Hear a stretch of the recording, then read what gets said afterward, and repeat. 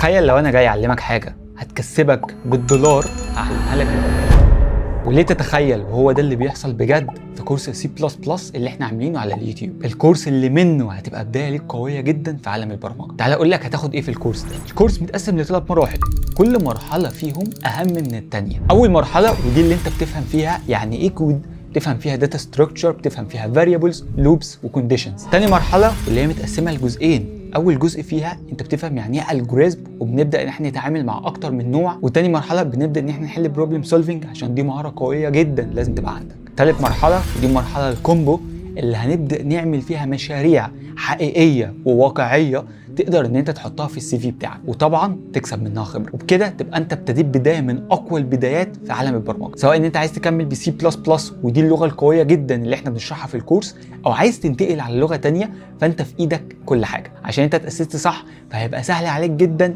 ان انت تبتدي في اي لغه تانية. وكل ده والكورس فري، كورس كامل هينزل قريب قوي، فما تنساش ان انت تعمل سبسكرايب واعمل لي لايك وفولو واكتب لي في الكومنتس كلمه كورس، هبعت لك لينك تشانل اليوتيوب اللي هينزل عليها الكورس. ما تنساش ان انت لو عندك اي اقتراح في الكونتنت اكتبه لي في الكومنتس وقول لي عايز تشوف ايه الفيديو اللي جاي.